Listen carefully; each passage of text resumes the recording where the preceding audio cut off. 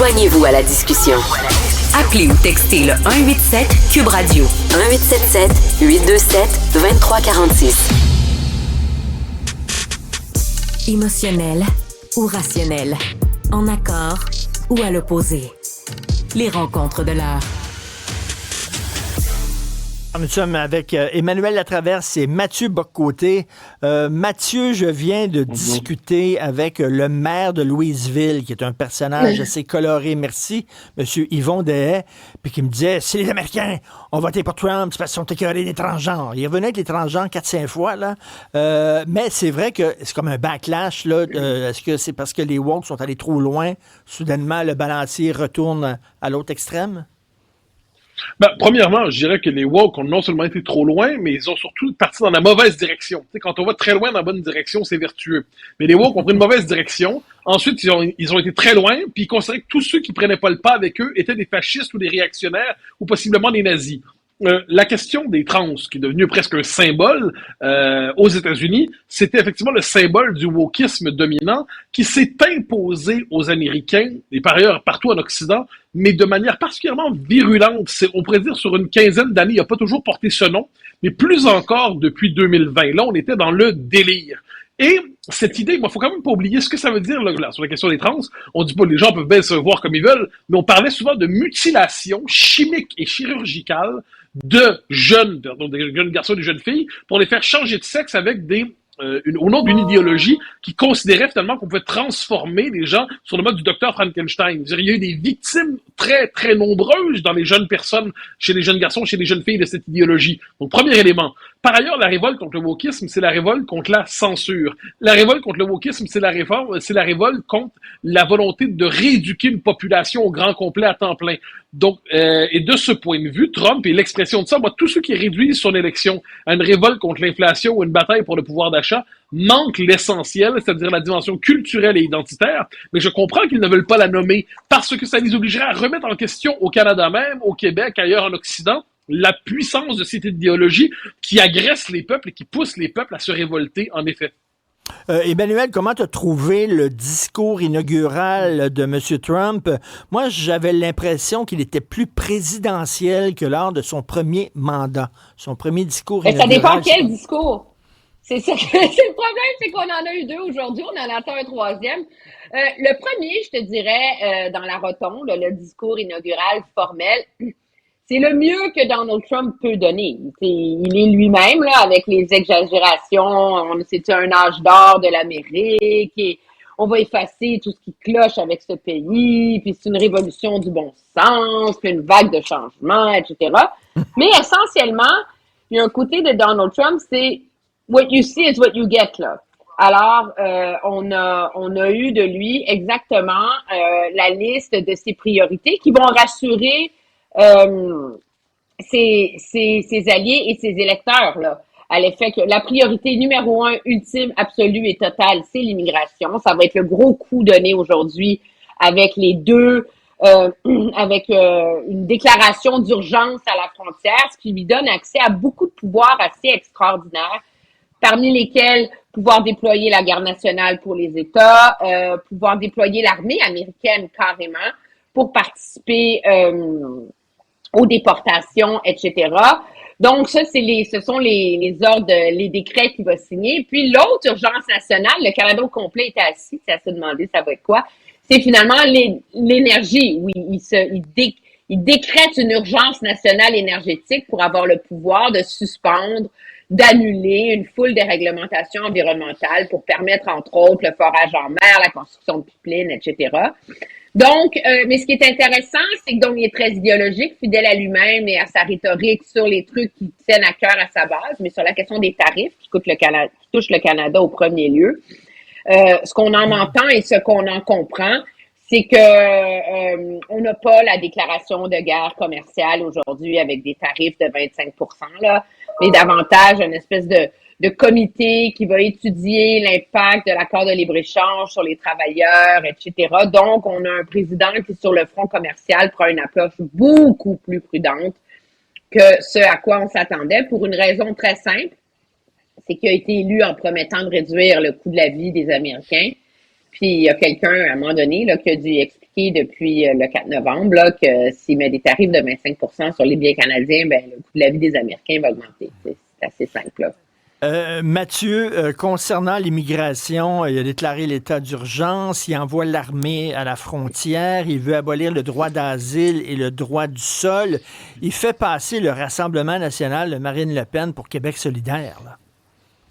Je n'irai pas jusque-là. Je vois ce que tu veux dire, mais je n'irai pas en fait, ce qu'on doit comprendre, c'est que Trump a une stratégie très contrastée avec celle du RN en France.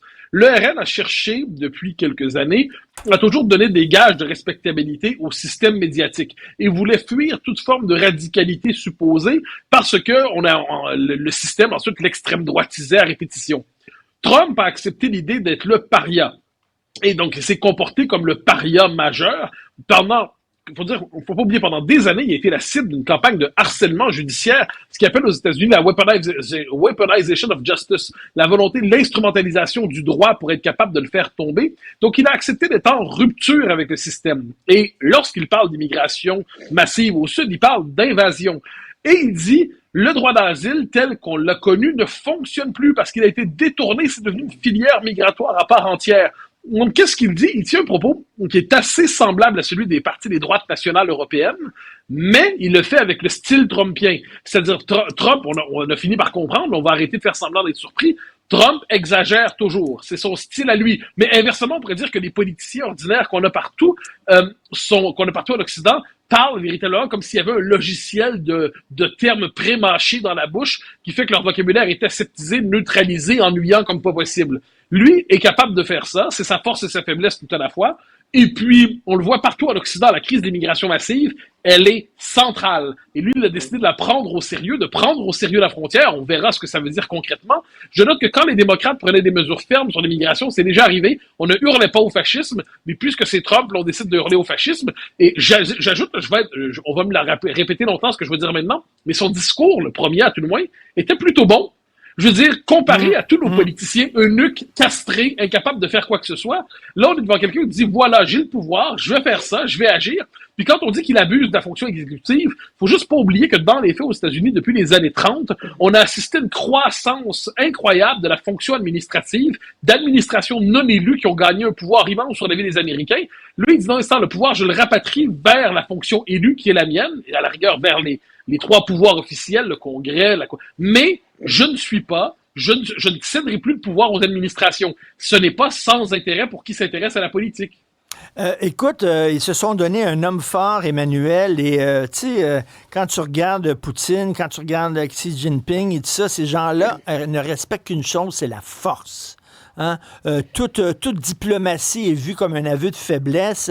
Est-ce que c'est pas normal dans un monde qui ressemble de plus en plus à une jungle avec des hommes forts que les Américains se sont donné quelqu'un qui va pouvoir se faire respecter de ces gens-là?